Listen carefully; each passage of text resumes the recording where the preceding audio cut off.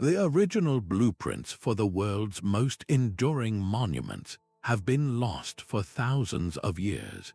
Yet we are now reverse engineering these ancient wonders, using lasers and satellites to crack the codes hidden within their stones.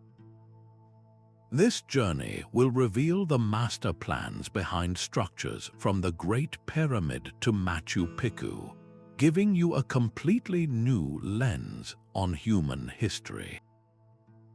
You will discover how civilizations with seemingly simple tools achieved engineering feats that defy modern explanation. How did they move 1,000-ton stones with such precision?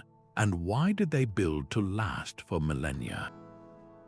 What single human creation do you believe best represents our drive to build for eternity? These master plans were never drawn on paper. The true blueprint for eternity was written in the language of the cosmos itself, a set of invisible instructions embedded in the alignment of stars and the perfect forms of sacred geometry. For the builders, the act of construction was a spiritual undertaking, a way to harmonize human ambition with the divine order of the universe. This is why we find the sun's rays perfectly channeled into a tomb on a solstice, or the foundation of a temple mirroring the pattern of a constellation. The physical stone was merely the vessel. The real creation was the meaning poured into it, a meaning meant to endure long after the civilization that built it had turned to dust. So when we ask how they built with such impossible precision, we must first ask why. What profound knowledge were they trying to set in stone for all time? This pursuit of permanence went far beyond mere vanity. It was a dialogue with eternity, a desperate and beautiful attempt to answer the great human questions about our place in the cosmos. To reverse engineer these monuments, then, we must learn to read this lost language of intention, starting with the most fundamental component of their designs, a code written in the very shape of our world. The stones themselves whisper the first principle of this ancient code, a language of perfect shapes and divine proportions known as sacred geometry. This was the foundational grammar for the blueprint of eternity. Builders did not use these ratios like the golden section or the constant of pi for simple beauty. They were weaving the very fabric of cosmic order into their work, creating a resonance between the earthly and the eternal. Look at the Parthenon in Athens. To the casual eye, it is a temple of majestic columns, but measure its proportions, and you find a relentless application of the golden ratio, a specific mathematical relationship where the whole is to the larger part as the larger part is to the smaller. This creates a visual harmony that feels instinctively right, a balance that seems to echo the growth patterns of shells and the spirals of galaxies. Scholars like Robert Lawler have shown that these principles were seen as a bridge to the divine, a way to make a building spiritually and structurally sound. This is why reverse engineering these monuments with digital tools is so revealing. We can take a three-dimensional scan of a structure and strip away the stone, leaving only its mathematical skeleton.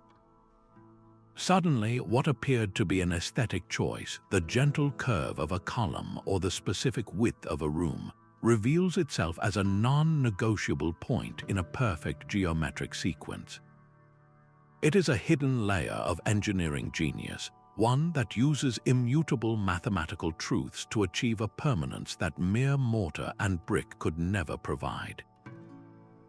The builders knew that while empires fall, the laws of mathematics are forever, so they built their legacy not just on rock but on reason itself. But how do you translate this abstract geometry into a tangible, physical plan that workers could follow without modern tools or paper blueprints? The stones were laid according to a deeper blueprint, one that extended past the earth and into the heavens. This second principle of eternal architecture is celestial alignment, the the practice of orienting massive structures to the sun, moon, and stars with a precision that still stuns us today. Ancient architects were not just builders, they were master astronomers, and their monuments were colossal calendars and observatories carved in stone. Think of Stonehenge, where the sun dramatically pierces the heart of the circle on the solstice.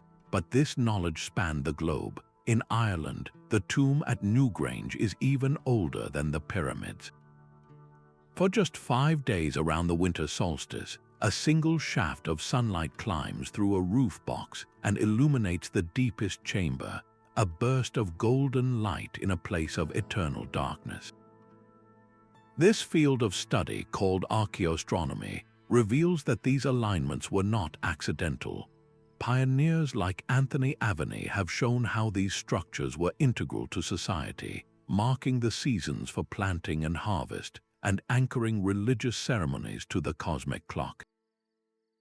The movement of the stars was their shared calendar, and the monuments were the mechanism that made it tangible. Today, we can use sophisticated software to turn back the cosmic clock, simulating the night sky as it appeared thousands of years ago.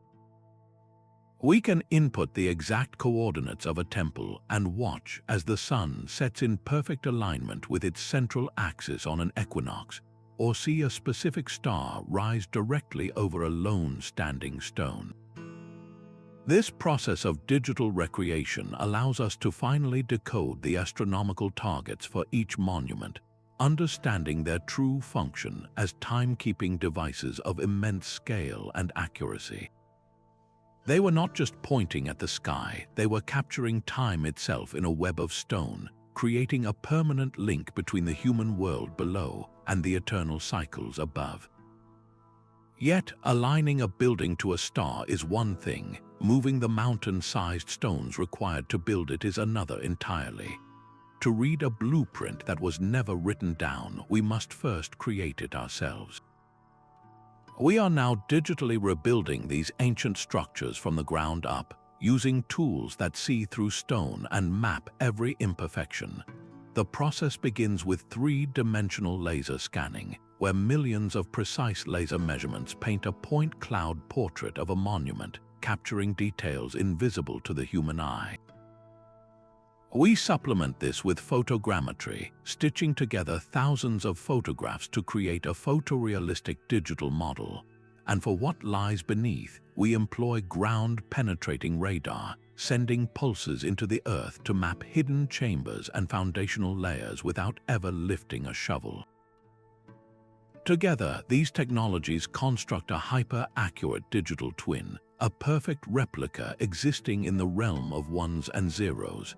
This digital twin becomes our laboratory. We can run simulations to analyze stress points, understanding how a stone arch distributes weight and why it has stood for millennia. We can study the material properties of Roman concrete, a recipe lost to history, by examining its composition at a microscopic level within the scanned data.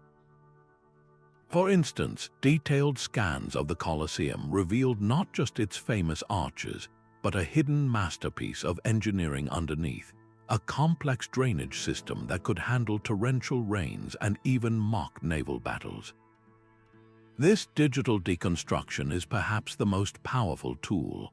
We can virtually disassemble a pyramid, testing long-debated theories about its construction. Was it built with a straight ramp, a zig-zagging ramp, or an internal spiral ramp? By simulating the movement of each multi-ton block with the digital twin, we can see which method is most efficient, which one aligns with the archaeological evidence, and which theories simply collapse under the weight of their own improbability. We are no longer just guessing. We are testing the builder's original methods in a virtual sandbox, bringing us closer than ever to the minds that conceived these eternal forms. But the true revelation comes when we move from how they built to what they built, uncovering the hidden acoustics and resonant frequencies designed into the very stone. The Great Pyramid of Giza stands as the ultimate test of our reverse engineering efforts, a mountain of stone assembled with a precision that defies its immense age. Its near-perfect alignment to true north is not just impressive, it is unnerving. The sides of the pyramid face the four cardinal directions with an error of just 1/15 of a degree, a level of accuracy that seems to belong to a later era of engineering. How did they achieve such a feat without a magnetic compass, using only the stars as their guide? This is not merely a question of construction, but of cosmic navigation made permanent in limestone. Our modern scans peer deep into this stone mountain, revealing secrets the builders never intended to be found. In 2017, a team using muon tomography, a technique that uses cosmic rays to see through solid rock, discovered a massive void deep within the pyramid's heart. Dubbed the Big Void, this hidden chamber stretches for over 30 meters, its purpose and contents still a complete mystery. It is a humbling reminder that for all our advanced technology, this ancient structure still holds its most profound secrets close. To understand the scale of the achievement, we must digitally reconstruct the entire supply chain. Each of the 2.3 million blocks had to be quarried, shaped, transported, and set into place with breathtaking accuracy. By analyzing the composition of the stones, we can trace the granite from Aswan, over 500 miles up the Nile, and the limestone from local quarries. Digital simulations then model the Herculean logistics, testing how teams of workers could have moved stones weighing up to 60 tons. Was it on barges along flooded canals or on massive sledges across wet sand? The virtual models let us run the experiments, calculating the manpower and time required for each method. The most compelling theories can now be put to the test in this digital realm. Architect Jean-Pierre Houdin proposed a radical idea that the pyramid was built using an internal spiral ramp, a corridor corkscrewing its way up within the structure itself, rather than a massive external ramp that would have required as much material as the pyramid. Using our three-dimensional scans of the pyramid's interior, we can simulate this process. We can virtually drag each block up that internal ramp, checking for clearances and stress points, seeing if the theory holds under the immense weight and spatial constraints. The model reveals a possible construction highway hidden for millennia within the very walls of the monument. This is the power of our new tools. We are no longer just speculating about the past. We are actively reconstructing it, one virtual stone at a time, to finally listen to the whispers of the builders themselves. The sheer weight of the stone defies belief. At the ancient site of Balbeck in Lebanon, a single monolith known as the Stone of the Pregnant Woman lies in a quarry, an unfinished giant weighing an estimated 1,000 tons. That is heavier than 3 fully loaded Boeing 747 jets.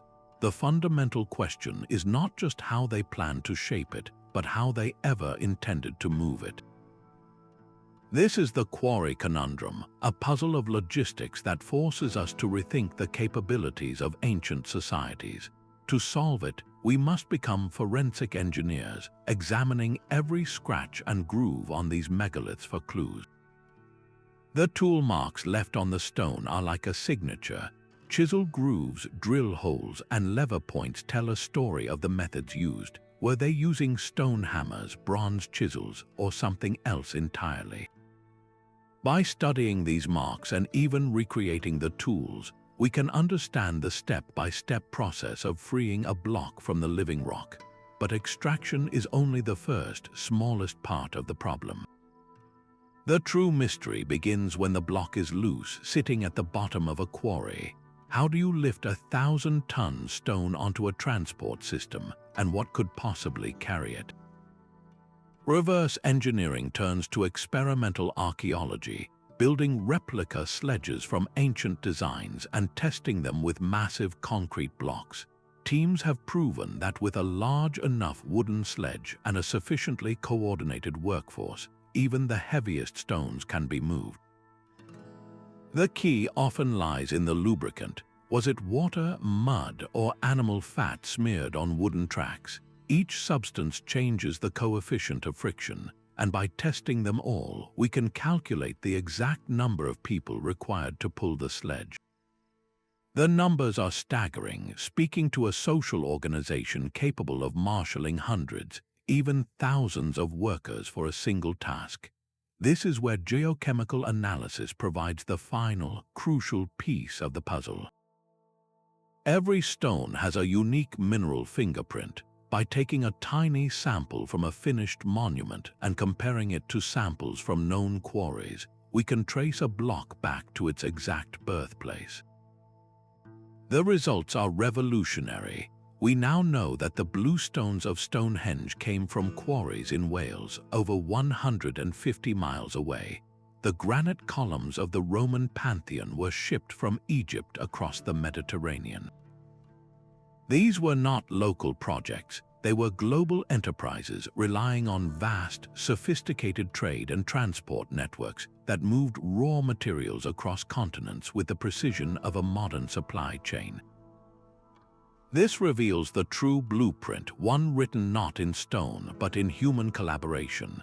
It was a master plan of logistics, a system of management and communication that could coordinate quarrymen, sailors, engineers, and laborers across generations. The movement of the stone was a monumental achievement, but the movement of the information required to make it happen was the real wonder. And once these stones arrived at the sacred site, the final, most delicate phase began, a ballet of precision engineering to place them with an accuracy that still baffles us today.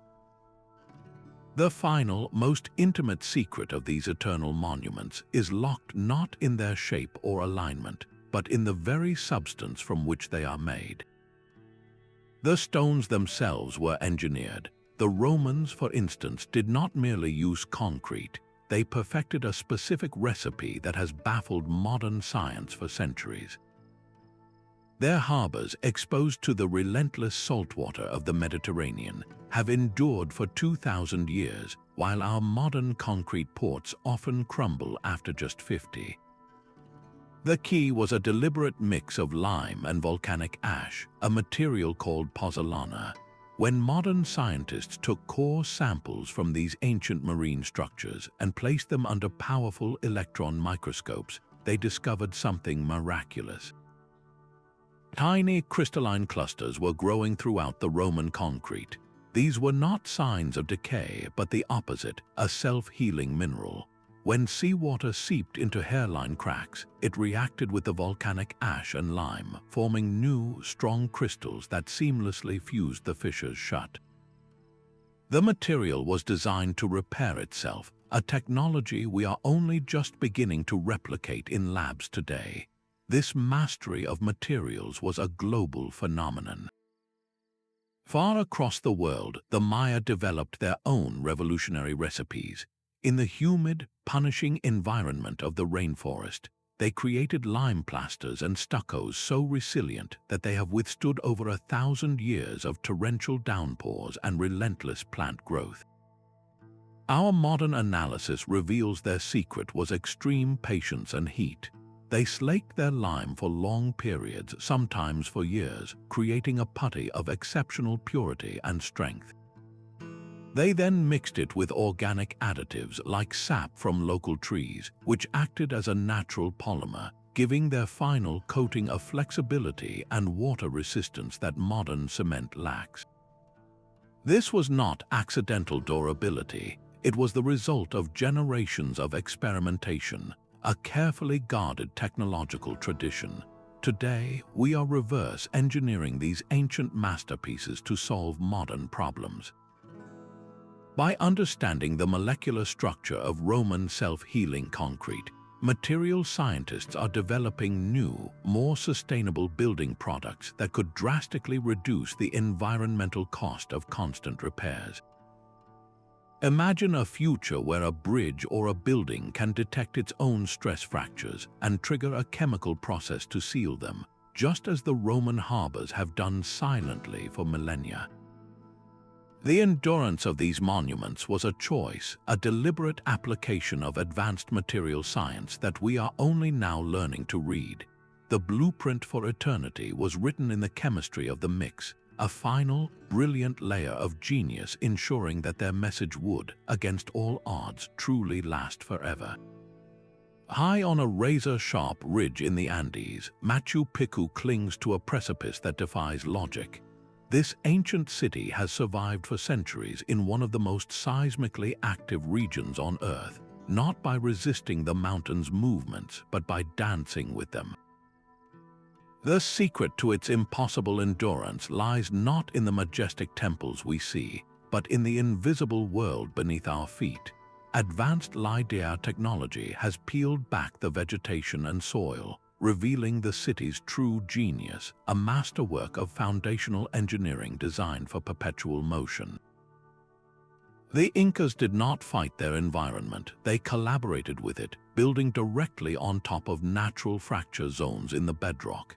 Instead of seeing these cracks as a weakness, their engineers recognized them as pre-existing expansion joints. They constructed their walls using a technique called ashlar masonry, cutting gigantic stones into complex, interlocking shapes that fit together without any mortar. When an earthquake strikes, the stones in these walls are designed to dance. They shift and settle, clicking and groaning as they absorb and dissipate the tremendous energy. Then, when the shaking stops, they simply settle back into place. Modern engineers have modeled this behavior with seismic simulations, watching in awe as the digital city sways and rocks without collapsing. It is a dynamic system, a floating foundation that treats seismic waves like ocean swells, riding them out with graceful resilience. But a stable foundation is only half the battle on a mountain that receives drenching rains. Water is the great destroyer of stone, and without a way to manage the deluge, Machu Picchu would have washed down the valley long ago. The Incas engineered a solution of breathtaking sophistication, a hidden hydraulic network built directly into their architecture. The LiDAR maps show a subterranean labyrinth of drainage canals layered beneath the terraces. Each terrace is not merely a garden plot, it is a complex geological sandwich. It starts with a foundation of large stones for stability, followed by a layer of smaller gravel for drainage, then a layer of sand for filtration, and finally a top layer of rich topsoil. When the rains come, water percolates down through these layers, is captured by the canals, and is then gently redirected away from the slopes, preventing the saturated soil from triggering a catastrophic landslide.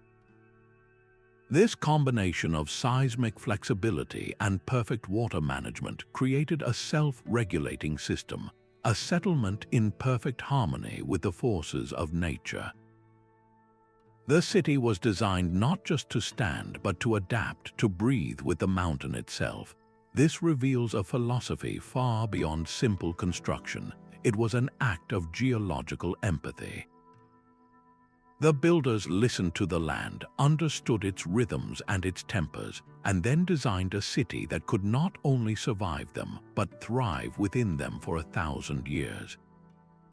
The true cost of eternity was not measured in stone, but in bread. Behind every monolith stood a legion of workers, and the most complex blueprint of all was the one for a functioning society. To build for millennia, you first had to solve a far more immediate problem: how to feed, house, and coordinate thousands of people for generations. The architectural wonders we marvel at today were merely the final output of a vast, invisible machine of human logistics. At Giza, the remains of a sprawling workers' settlement lies just south of the pyramids. This was not a slave camp, but a planned, state-supported town with barracks, bakeries, granaries, and even a hospital. Archaeologists analyzing animal bones and fish remains from the site's garbage dumps have reconstructed a surprisingly varied diet, including beef, goat, and fish from the Nile, indicating these laborers were well provisioned for their toil. This was not an act of generosity, but of cold, hard necessity. A malnourished workforce cannot move mountains. The skeletal remains of these workers tell a story written in bone. Osteoarchaeology, the study of ancient bones, reveals signs of occupational stress, such as arthritis in the shoulders and spines from years of heavy labor.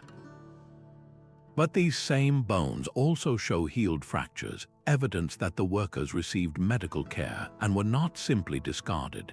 They were a vital, protected national resource. This level of organization points to a command structure of immense power and precision. The Inca Empire provides another masterclass in this social blueprint.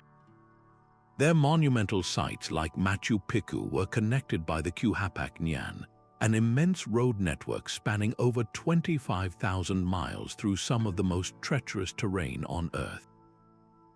This was the empire's circulatory system, using spatial analysis to map the placement of way stations or tambos along these routes. We can see a meticulously planned logistics network. Runners carrying messages and officials overseeing resource transport could find food, shelter, and supplies at precise intervals, ensuring a constant flow of information and materials from the capital to the most remote construction sites. This was an ancient version of just-in-time delivery. The coordination required for these projects speaks to a social organization as sophisticated as the architecture itself. It was a pyramid of human effort with a clear hierarchy of engineers, foremen, skilled artisans, and laborers, all working in concert. The movement of a single stone from a quarry to its final position required the synchronized effort of hundreds, a feat of communication and management that predates modern project management by thousands of years. The greatest wonder is not that they moved the stones, but that they moved the people, organizing human ambition into a force capable of shaping the earth itself. The stones of eternity were not always silent. A fourth principle of their design reveals that some monuments were engineered for the ear as much as for the eye, creating sacred soundscapes with an almost magical precision. At Chichen Itza, when you stand before the Grand Pyramid of Kukulkan and clap your hands, the sound does not return as a simple echo. It cascades down the massive stone steps, transforming into a piercing, melodic chirp that perfectly mimics the call of the sacred Quetzal bird. This is no accident of architecture. It is acoustic engineering carved in stone, a sonic blueprint executed with the same care as the pyramid's celestial alignments. Modern acoustic modeling reveals that the specific spacing and angle of each step act like a sound diffractor, breaking the clap into a cascade of high-frequency reflections that merge to create that singular, otherworldly bird call. But what was its purpose? For the Maya, the Quetzal was a divine messenger, a creature that bridged the earth and the heavens. By embedding its voice into the very structure of their temple, the builders ensured that a human gesture, a simple clap, could summon a piece of the divine, blurring the line between the mortal realm and the world of the gods. This use of sound as a sacred tool reaches even deeper into the human psyche. Far across the sea, buried deep within the Hypogeum of Hal Saflieni in Malta, lies a chamber known as the Oracle Room. This subterranean sanctuary, carved from solid limestone over 5,000 years ago, possesses an acoustic property that defies simple explanation.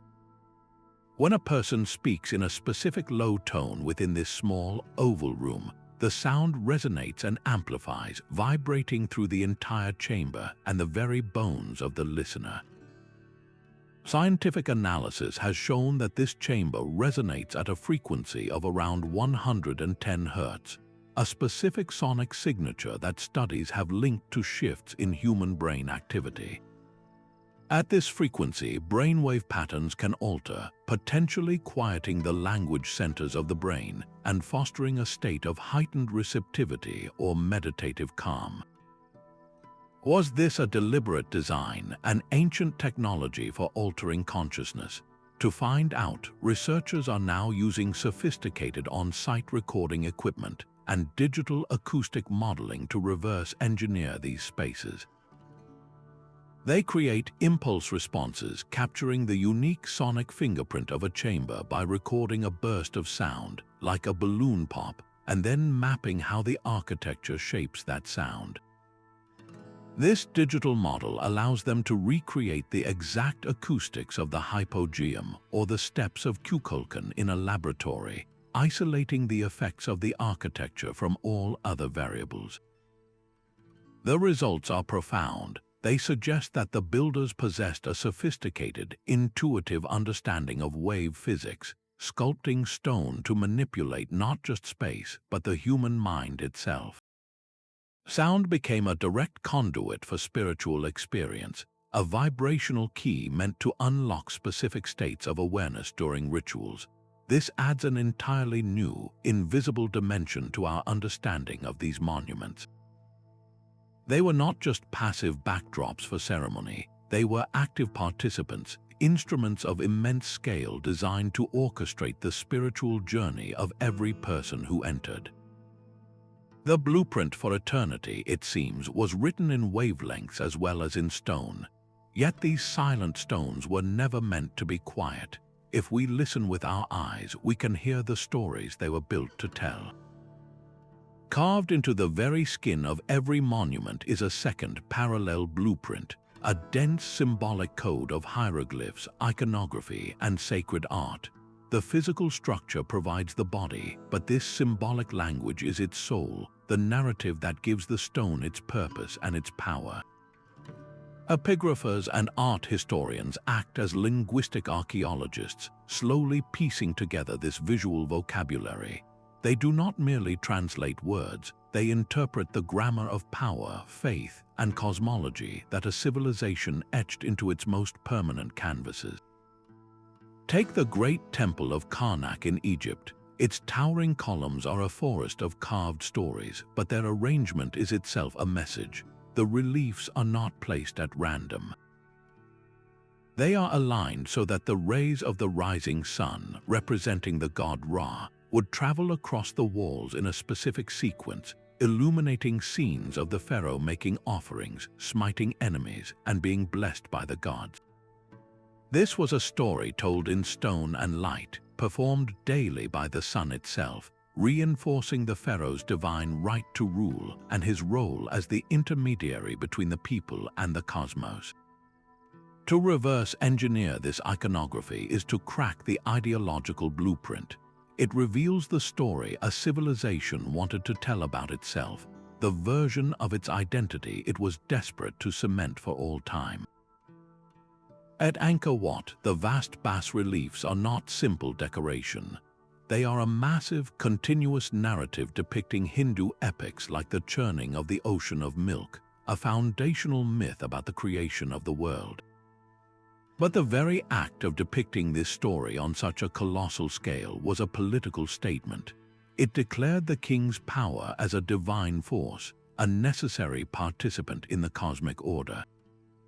Every celestial dancer or apsara carved into the walls is more than a beautiful figure. She is a piece of a complex theological machine, a symbol of the fertile, creative energy that the temple was designed to harness. By digitally mapping these carvings, we can trace the flow of these narratives across the entire structure. We can see how a pilgrim's journey through the temple's galleries was a carefully choreographed spiritual ascent, with each corridor and courtyard revealing another chapter in a sacred story, guiding them toward the central sanctuary, the symbolic center of the universe. This symbolic code was the ultimate safeguard against oblivion. The builders knew that languages fade and empires collapse, but they trusted that the fundamental human capacity to read an image, to understand a story told in stone, would endure. They built their legacy on this hope, encoding their deepest beliefs into a form they believed was as eternal as the stars they aligned with, a final, profound layer of meaning waiting for us to finally decipher. High on a desert cliff face, a single misstep with a chisel would have meant catastrophe. The builders of Petra did not construct their magnificent city, they unveiled it, carving directly into the living rock of the Jordanian mountains. This is the ultimate expression of subtractive architecture, a process of removal where every chip of sandstone was permanent. There was no adding a new block to fix an error, no covering a flaw with plaster. The entire grand design, from the ornate capitals of the treasury to the vast expanse of the monastery, had to exist perfectly in the minds of its architects before the first hammer ever struck stone. To reverse engineer Petra is to attempt to see that phantom structure, the invisible palace they believed was waiting inside the mountain. Our primary clues are the tool marks themselves, the scars left by thousands of years of labor. By analyzing the precise angles and depths of these chisel grooves, we can distinguish the work of different teams. The initial rough shaping was likely done with heavy iron points, pounding away large volumes of stone. Then, finer chisels and drills would have defined the intricate details of the capitals and friezes. Finally, the surface was polished smooth with abrasives like sand, creating the iconic, flowing facade that seems to glow from within when the sun strikes it. But how did they even reach the top of these sheer cliffs to begin such delicate work? The absence of any obvious mounting points for scaffolding has long been a puzzle. Drone photography now provides a revolutionary perspective, allowing us to map the entire cliff face and identify subtle, weathered features invisible from the ground. We can now see the faint, square sockets carved high above the treasury's pediment, the last remnants of a massive wooden scaffolding system. This was not a simple ladder, it was an intricate timber framework anchored directly into the rock, a temporary but incredibly stable skeleton that allowed workers to hang over dizzying drops, their tools in one hand and their lives quite literally in the other. With this scaffold in place, the carving could begin from the top down, a counterintuitive but brilliantly logical method. By starting at the highest point, workers prevented debris from falling and damaging the finished details below. They essentially carved the mountain away from the building, like sculptors revealing a statue from a block of marble, but on a colossal, unforgiving scale. We can now test this process digitally. By creating a precise three-dimensional model of the cliff face as it exists today, we can then run a simulation in reverse. The software slowly adds back the removed stone, digitally rebuilding the mountain to its original form. Then we can run the carving process forward, testing different sequences. Does the facade emerge in horizontal bands or in vertical sections? The model reveals that the most efficient method was a top-down, layer-by-layer approach, with master architects using plumb lines and measuring chords to constantly check the proportions against a central, controlling geometric plan. This digital deconstruction makes the risk palpable. A single miscalculation in the initial layout, one misplaced measurement from the top, would have compounded as the workers descended, resulting in a grotesquely misshapen facade or, worse, a structural collapse. The flawless symmetry of the treasury is not just a testament to their skill, but a monument to their unwavering concentration, a focus so intense it could guide a chisel through stone for generations, ensuring that the city's first impression on any traveler would be one of impossible, perfect beauty. Water was the great paradox for every ancient builder, a giver of life that could just as easily wash away 1,000 years of work in a single flood. The fifth principle of eternal architecture was a mastery of hydraulic engineering, a forward-thinking plan to control this elemental force. At the vast city of Mohenjo-Daro in the Indus Valley, the blueprint for survival was written not in temples but in terracotta pipes. The city was built atop a grid of baked brick drains, each house connected to a main sewer channel that ran beneath the streets. This was not a simple ditch. It was a sophisticated, covered sanitation system that kept the city clean and habitable for centuries, a feat of urban planning unmatched for millennia. But managing waste was only one part of the equation. A monument needed a constant, reliable supply of fresh water, and for that, the Romans engineered miracles in stone. The Pont du Gard aqueduct in France is a staggering three-tiered bridge carrying a water channel across a deep river valley. Its true genius is invisible, a gradient so meticulously calculated that the water within the channel drops only 1 inch for every 300 feet it travels. This near-perfect slope maintains a steady, gentle flow over 31 miles, delivering millions of gallons of water a day without the need for pumps, using nothing but gravity. To understand the precision of this design, we use modern fluid dynamics software. We can create a digital model of the aqueduct's channel and simulate the flow of water. The software reveals how the Roman engineers accounted for friction, turbulence, and even seasonal changes in water volume. It shows us that a steeper slope would have caused erosive, destructive torrents, while a flatter one would have allowed silt to build up and block the channel. Their calculation was perfect, a testament to an empirical understanding of physics that we can now only fully appreciate with computers. These hydraulic systems were never an afterthought. They were woven into the original blueprint from the very first sketch in the sand. Water was essential for mixing the vast quantities of mortar and concrete needed for construction. A complex of settling tanks and distribution channels at a site like the Roman baths in England reveals a system designed to provide different water qualities for different purposes, from drinking to heating. More critically, a well-designed drainage network protected the very foundation of a monument from the insidious threat of subsurface water, which could undermine and topple the grandest walls over time. This was an ancient form of future-proofing, a deep understanding that to build for eternity, you first had to make peace with the rain. The mountain itself was part of the blueprint.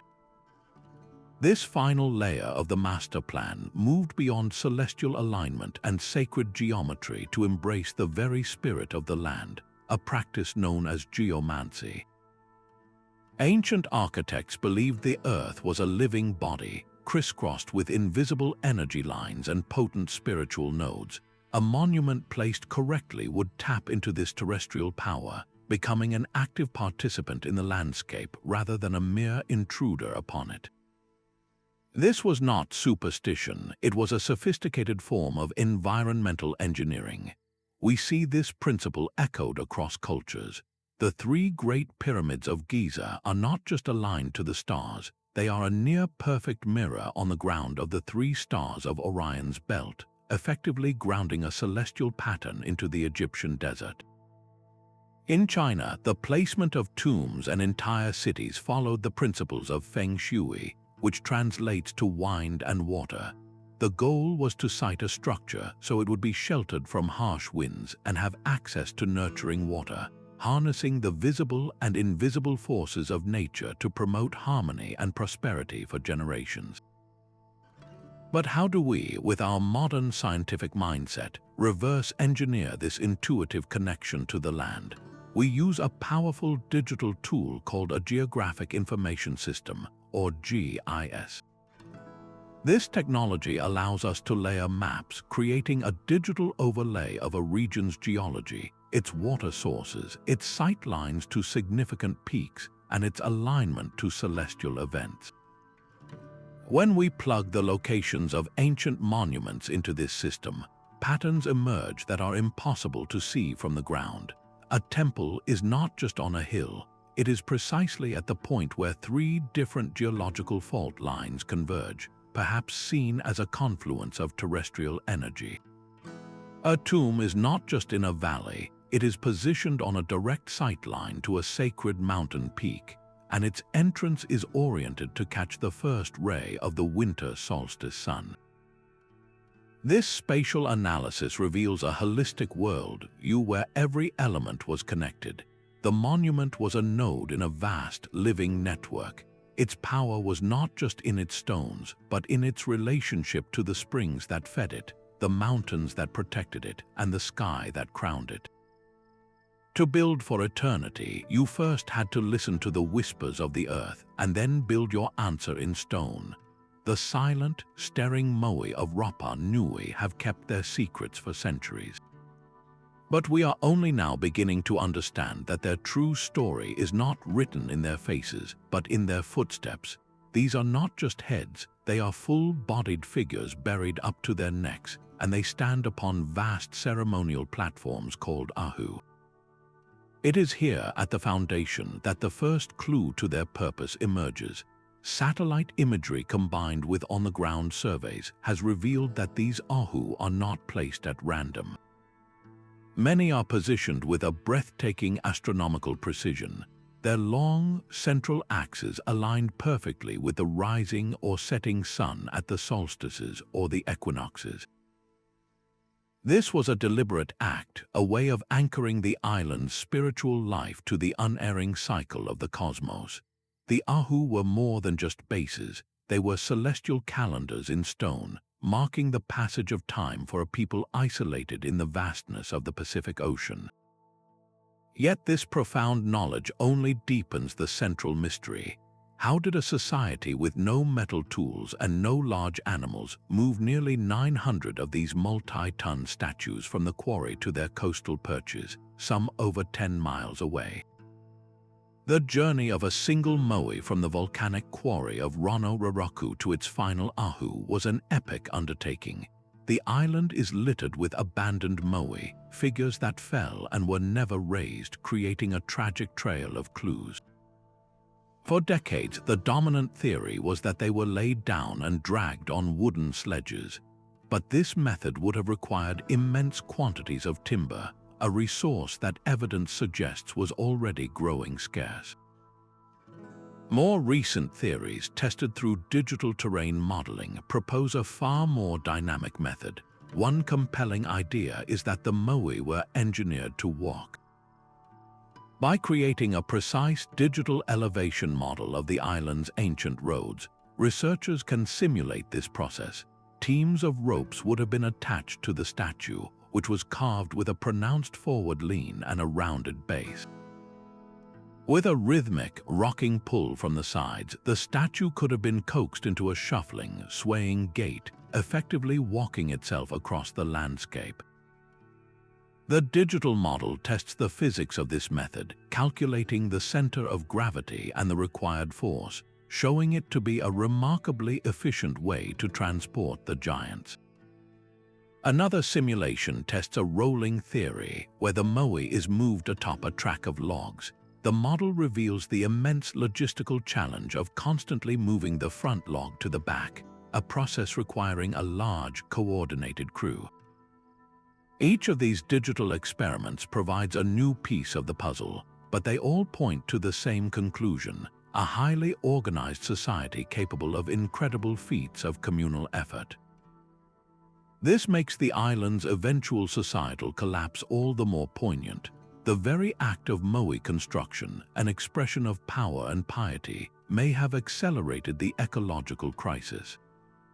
The reverse engineering of their transport routes is not just about solving an engineering puzzle, it is about understanding the price of a civilization's ambition.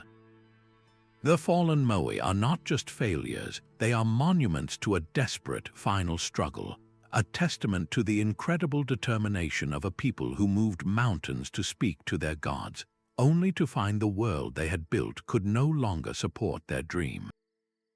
Even the most rigid stone was designed to dance. Across the world, in the planet's most volatile earthquake zones, the sixth principle of eternal architecture reveals itself, a master plan for resilience built not on brute strength, but on calculated flexibility. Look closely at the Parthenon in Athens. Its majestic columns appear straight, but they are not. Each one swells with an almost imperceptible curve, a design known as intosses. This was not merely an aesthetic choice to correct an optical illusion. Those gently bulging profiles and the metal clamps that joined the marble blocks were engineered to create a structure that could sway as a unified whole. When the ground trembles, the entire building is designed to shift and settle as a single, flexible entity, its components moving in concert rather than fighting against each other and shattering. This ancient insight that a building must move to survive finds its most elegant expression in the wooden pagodas of Japan. For over 1,400 years, these towering, seemingly delicate structures have withstood countless violent tremors. Their secret lies hidden deep within their core, a massive, central pillar called a shinbashira. This pillar does not actually support the building in a conventional way. Instead, it hangs like a giant stationary pendulum from the top. When an earthquake hits, the flexible floors of the pagoda sway back and forth in a rhythm, while the heavy shinbashira remains relatively stable, acting as a counterweight that absorbs and dissipates the destructive energy. It is a brilliant, intuitive form of seismic damping, a technology we now replicate in modern skyscrapers with tuned mass dampers. To prove this principle, engineers now use a powerful digital tool called finite element analysis. They create an exquisitely detailed computer model of a pagoda or the Parthenon, breaking it down into millions of tiny virtual pieces or finite elements. Then they subject the digital twin to simulated earthquakes of varying intensities. The software calculates the stress on every single joint, the strain on every virtual beam, and the precise pattern of sway. The simulations visually demonstrate how the energy of a quake travels through the shinbashira, being harmlessly converted into the gentle, rocking motion of the floors, or how the Parthenon's columns lean and then settle back into place. This digital testing ground confirms what centuries of survival have already told us. The ancient builders possessed a profound understanding of dynamics. They knew that to stand firm against nature's chaos, you could not be truly rigid. You had to be alive, to have a give, a rhythm, a way to absorb the blow and keep standing. This principle of designing for movement, reverse-engineered from ruins that refused to fall, is now a cornerstone of modern earthquake engineering, saving countless lives today. It seems the blueprint for eternity was never static. It was always a plan for graceful endurance, a lesson in how to bend so you would not break. Even our most powerful digital reconstructions hit a wall of silence. We can map every stone with laser precision, but we cannot recover the living breath that gave those stones their purpose. The vibrant blue pigment that adorns Maya temples, for instance, was a technological marvel, a complex chemical recipe involving rare indigo plants and a specific clay mineral. We know the ingredients, but the exact ritual of its preparation, the precise heat and timing that transformed these elements into a color meant to represent the heavens, is lost to us. That specific knowledge died with the last master artisan who held it.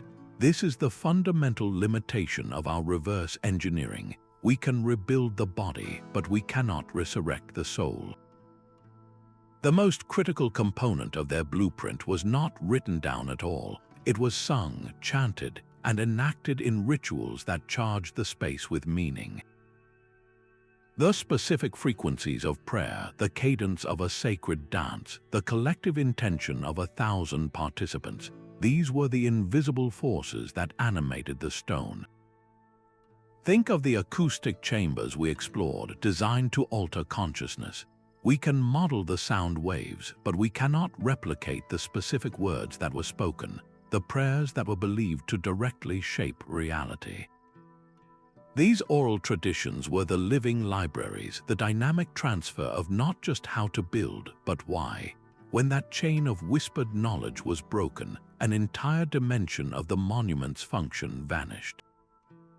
We are left with a silent instrument, its music forever stilled. This creates a profound gap in our understanding. We see a temple aligned to a star and can calculate the astronomical alignment, but we may never fully grasp the spiritual experience of the pilgrim who witnessed that celestial event from within its walls, surrounded by the scent of incense and the resonance of a hymn we can no longer hear. Our technological prowess reveals its own boundary, reminding us that the complete blueprint for eternity was a fusion of matter, mind, and spirit. It was a covenant between the physical and the metaphysical, and while we can now read the physical text with stunning clarity, the metaphysical context remains a beautiful, haunting, and partially obscured shadow. Its dome appears to hover, a celestial canopy suspended on a golden ring of 40 windows. The Hagia Sophia's architects achieved the impossible, building a basilica so vast and luminous it seemed to defy the very weight of stone. To keep this immense dome from collapsing outward, they engineered a revolutionary support system, a cascade of half-domes and arches that stepped down from the central summit like a pyramid of light and shadow. But the true genius lies in the 4 curved triangles that connect the circular base of the dome to the square supporting piers below. These are the pendentives, the building's hidden geometric masterstroke. They act as graceful translators, transforming the dome's relentless downward and outward thrust into a manageable load that flows securely into the massive pillars at each corner of the square. Modern structural analysis software allows us to visualize these invisible lines of force. We can create a digital stress map, a glowing web of red and orange that shows the paths of greatest pressure. The model confirms that the pendentives are the critical junction points, channeling the dome's immense weight precisely where the builders intended. This design gave the entire structure a hidden flexibility, a quality that has allowed it to survive over 1,500 years in one of the world's most active earthquake zones. The building does not resist tremors, it sways with them, its interconnected system of domes and arches absorbing and dissipating the energy as a single, breathing entity. This resilience is written into the very fabric of its materials. By analyzing core samples of the bricks and mortar, we have discovered another layer of its brilliance. The bricks in the dome itself are thinner and lighter than those in the walls, a deliberate choice to reduce the overall load. Even more remarkably, the mortar includes a unique mix of volcanic ash and lightweight aggregate, creating a concrete that is both strong and surprisingly light. The builders were not just stacking stone, they were engineering a composite material, carefully balancing mass and strength to achieve a seemingly weightless grandeur. The Hagia Sophia stands as the ultimate fusion of artistic vision and structural intelligence, a building where every line of poetry in stone is also a perfectly calculated equation for survival. A master architect in Rome and a quarry foreman in Egypt could be separated by 1,000 miles and never meet, yet their work would fit together perfectly. This miracle of coordination was possible because of a seventh, deeply human principle, the legacy of standardized measurement. The Egyptian royal cubit, the Roman foot, the Mesopotamian shekel, these were not just random lengths. They were units often drawn from the world itself, the length of a pharaoh's forearm, the width of 1,000 barleycorns, or a fraction of the Earth's meridian. This created a universal language of dimension, a code that allowed a single grand vision to be broken down into thousands of manageable tasks executed by teams who never needed to see the final plan. To reverse engineer this system, we perform a statistical autopsy on the monument's bones. We take every measured dimension, the width of a stone block, the diameter of a column, the span of a doorway, and feed them into a database. Then we search for a common denominator, a single unit of length that divides evenly into all of them. At Stonehenge, for instance, researcher Alexander Thom identified a base unit of around 0.83 meters, which he called the megalithic yard. He found this same unit echoed in stone circles across Britain, suggesting a shared system of measurement that spanned the entire region. This was the original open-source code for construction. A master architect would design using this module, perhaps decreeing that a temple wall should be exactly 100 cubits long. That instruction could then be sent to quarries, where masons would cut 100 blocks, each precisely 1 cubit in length, knowing they would fit perfectly upon arrival. This is how the Parthenon's flawless proportions were maintained, or how the Roman aqueducts maintained their gentle, perfect slope for dozens of miles. The standardization went beyond simple length. The Romans perfected the concept with mass-produced bricks and pipes, all made to standard sizes in factories across the empire. This was an ancient industrial revolution, a system of interchangeable parts that allowed for rapid, reliable construction from the deserts of Africa to the damp frontiers of Britain. The true blueprint, then, was not just a drawing of a building, but a set of rules and ratios that could be communicated across time and space. It was a social contract written in units of length, a promise that if every person did their small part according to the shared measure, the whole would coalesce into something eternal, a testament to the power of a common language etched into the world.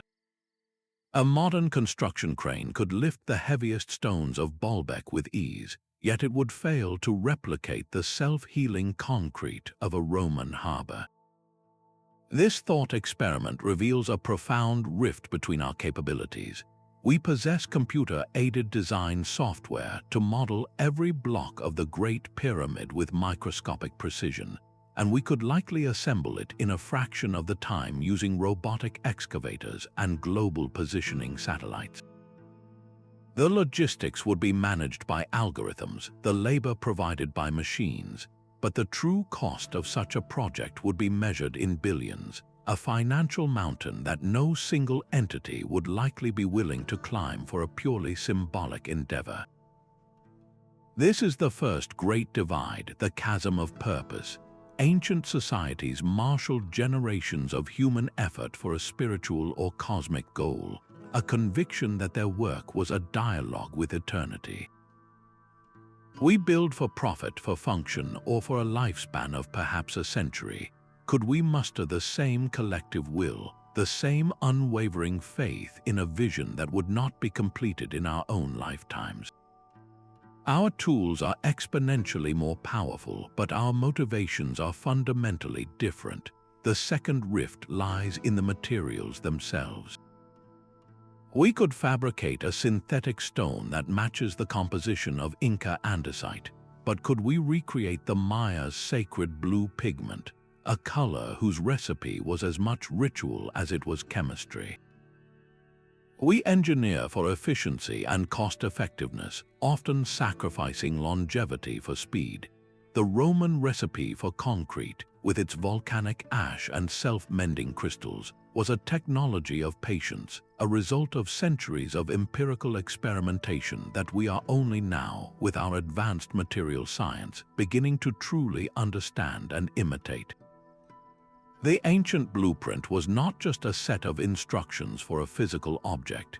It was a holistic integration of art, science, and a deep, animistic belief in the living world. A modern engineer might see a mountain as a geological obstacle to be surveyed and conquered. The Inca architect saw that same mountain as a sacred being, a partner in the design whose fractures and springs had to be respected and incorporated into the plan. We can build a perfect replica of Machu Picchu, but we cannot build its soul, the geomancy that wove the city into the very spirit of the Andes. This comparison forces a humbling appreciation for the ancient mind. Their achievements were not a result of primitive guesswork, but of a different kind of intelligence, one that seamlessly blended celestial observation, material mastery, and a profound spiritual conviction into a single, enduring act of creation. The true blueprint for eternity, it seems, was written in a language we are still struggling to relearn. A city can also be a void, a sprawling emptiness carved with intention deep beneath the earth. In the heart of Turkey's Cappadocia region, the subterranean metropolis of Derinkuyu descends 18 levels into the volcanic rock, a hidden world capable of sheltering 20,000 people. This is not a monument reaching for the heavens, but an architectural masterpiece burrowing into safety, its blueprint written not for glory but for pure survival. Reverse engineering this inverted city presents a unique challenge, our lasers mapping not the peaks of towers but the chilling depths of its defense. The first question is one of stability. How could such a vast complex with its countless rooms, corridors, and vertical shafts avoid collapsing under the weight of the world above? Geological analysis of the rock, a soft volcanic tuff, provides the answer. This stone was firm enough to hold its shape when carved, yet soft enough to be worked with simple tools. More importantly, it was a single, monolithic layer. The builders were not constructing with individual blocks, they were sculpting from a single, gigantic piece of stone, eliminating the weak points of joints and mortar. Our three-dimensional scans reveal the genius of their structural logic. The architects left massive, unmoved pillars of rock at regular intervals to act as natural support columns, and they designed low, rounded ceilings to distribute the immense overhead pressure. Every wall and passageway was strategically placed to maintain the integrity of the entire underground mountain, a single, cohesive organism carved from the inside out. But a stable tomb is still a tomb. The true engineering miracle was making this buried stone mountain breathe. How do you provide fresh air and water to tens of thousands of people living in the dark? The laser maps pinpoint over 50 slender ventilation shafts, each one meticulously engineered to rise hundreds of feet to the surface, often hidden in natural rock chimneys or disguised within surface dwellings. These were not simple holes. They acted as a natural air conditioning system, exploiting the temperature difference between the cool underground chambers and the warmer surface air to create a constant, gentle draft, circulating oxygen and venting smoke from kitchens and lamps. Simultaneously, the scans reveal a hidden hydrological network. Great wells were sunk to tap into the underlying water table, providing a constant supply that could not be poisoned or cut off by besiegers above. These were not just shafts for water, they were also designed as emergency escape routes, a final, desperate path to the outside world. The presence of stables, churches, wineries, and communal kitchens within the scans paints a picture of a society prepared for a long siege, a fully functional civilization that could thrive for months completely detached from the surface. The blueprint for Derinkuyu was one of profound foresight, a plan that considered every human need from air and water to faith and community, all while remaining utterly invisible from above. It stands as a powerful testament that eternity is not always about being seen, but sometimes about enduring from the shadows. That single, profound question lingers after all our digital scans and simulations. Why did they build to last 10,000 years when we often build for 100? The answer lies in a fundamental difference of worldview, an eighth principle we can call the philosophy of permanence. Ancient cultures saw themselves as a single link in a great chain of being, connected to ancestors long dead and descendants yet unborn. Their monuments were not built for the fleeting present, but as a bridge across this vast expanse of time, a gift to the gods and a message to the future. They built with a sense of sacred duty, believing that to create something eternal was to participate in the eternal cycle of the cosmos itself. This stands in stark contrast to our modern culture of disposability, where buildings are often designed with planned obsolescence, economic calculations favoring replacement over preservation. We build for utility, for profit, for our own generation. and the result is a skyline that changes within a lifetime. Reverse engineering these ancient wonders forces a deeply uncomfortable reflection. What does our own architecture say about our relationship with time? Our glass and steel towers may be magnificent, but are they built to become the sacred ruins of the year 7000? The ancient blueprint challenges our very definition of progress. We have mastered efficiency and speed, but have we lost the art of patience and legacy? This is not merely a question of engineering, but of spirit. The Parthenon was an offering to a goddess, the pyramids a vessel for a pharaoh's journey to the stars, and Machu Picchu a conversation with the mountain spirits.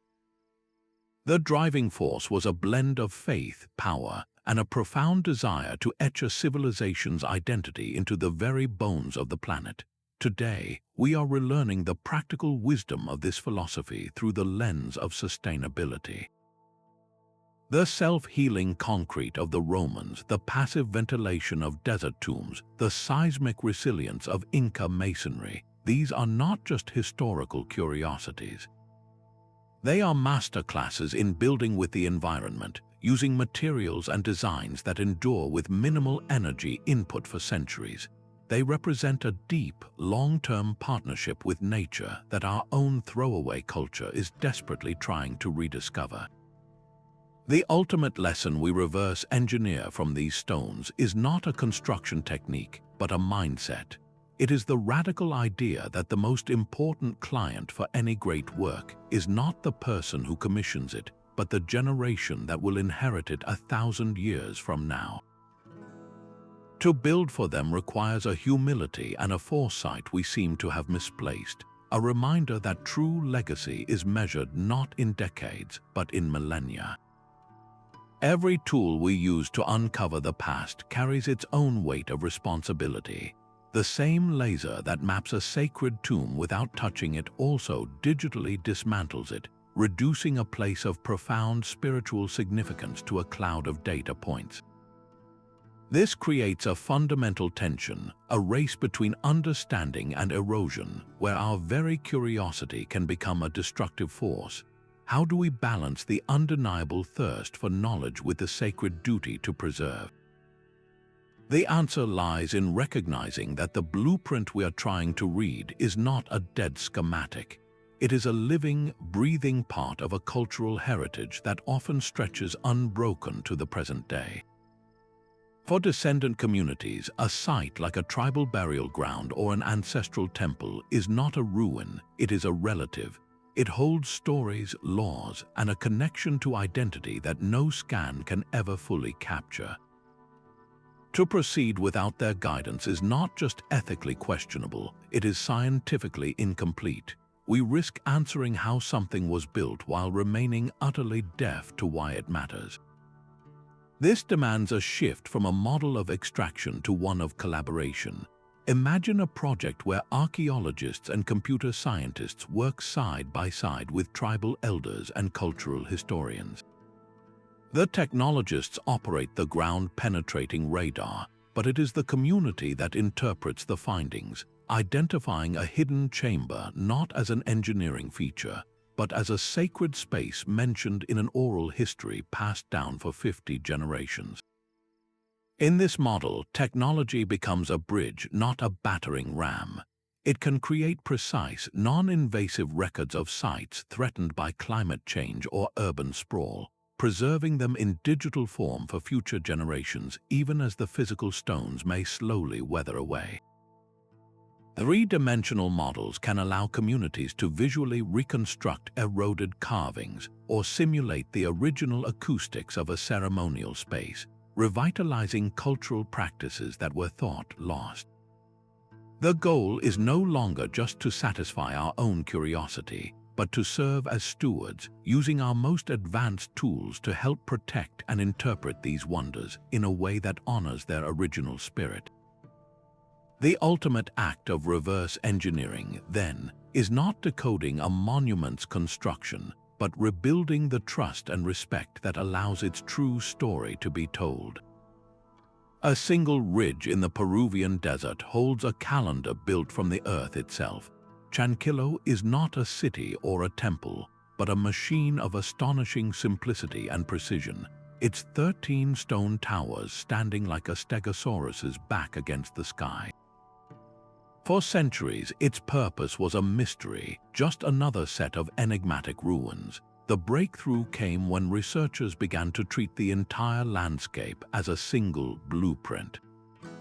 They used high-precision GPS and theodolites to map the exact position and height of every tower, then fed this data into astronomical software capable of recreating the sky as it was over 2,000 years ago. The results were undeniable. From 2 specific, carefully constructed observation points on either side of the ridge, the sun performs a perfect dance through the towers. On the December solstice, the sun rises directly to the right of the northernmost tower. Each day, it shifts, rising through the gaps between the towers until, on the June solstice, it rises to the left of the southernmost one. The entire year is marked out with solstitial accuracy, a solar calendar carved not in stone, but in the negative space between stones. This is what makes Chancillo so profound. It is a pure instrument. There are no grand palaces here, no tombs filled with gold. It was built for one reason only, to capture and measure the passage of time.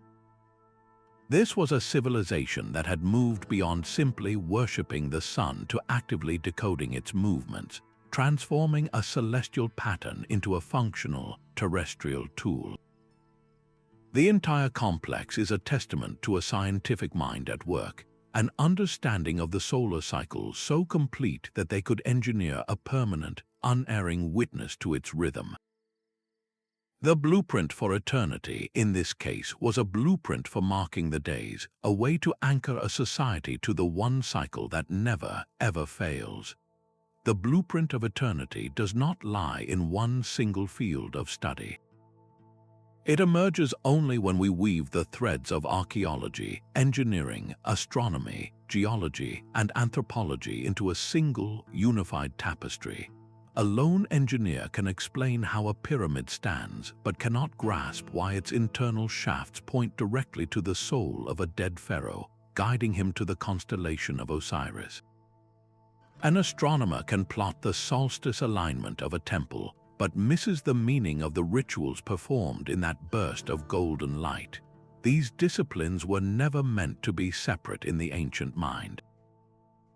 They were a single, integrated way of understanding the universe, and their monuments were the physical expression of this complete worldview. Our modern reverse engineering reaches its highest purpose when it becomes an act of intellectual synthesis. We take the structural analysis from the engineer, the celestial map from the astronomer, the oral histories from the anthropologist, and the material science from the geologist. Only then does the silent stone begin to speak its full story. The perfect acoustics of a Maltese Hypogeum are not just a curiosity of physics, they are a spiritual technology, a design tool for altering consciousness during sacred rites. The self-healing concrete of a Roman harbor is not just a lost recipe, it is a philosophical statement about building in partnership with nature, creating a legacy that maintains itself. This holistic model forces us to see these wonders not as inert buildings, but as the pinnacle of a civilization's entire knowledge system, a frozen moment of their greatest intellectual and spiritual achievement. We are not just reassessing stones, we are reassembling a fragmented soul. The ultimate blueprint we are trying to recover is this profound, interconnected vision of a world where every calculation was also a prayer, and every stone was laid with one foot in the physical world and the other in the eternal. These silent stones are a conversation with forever, a testament to what humanity can achieve when we build with a vision that spans centuries. Our journey to reverse engineer these wonders reveals they are not mere piles of rock, but frozen music, encoded mathematics, and a profound dialogue with the cosmos itself. We have uncovered the genius of their self-healing concrete, the breathtaking precision of their celestial alignments, and the immense power of a society unified by a single, enduring purpose. These structures stand as a quiet challenge to our modern world, questioning our fleeting definitions of progress and technology. They prove that true endurance is not born from sheer force, but from a perfect harmony of intention, design, and execution. As we face a future that demands sustainability, their greatest lesson is a radical shift in perspective. We must learn to think not in quarterly reports or even in lifetimes, but in millennia, building a legacy worthy of the generations we will never meet. Which of these eternal blueprints speaks most deeply to you?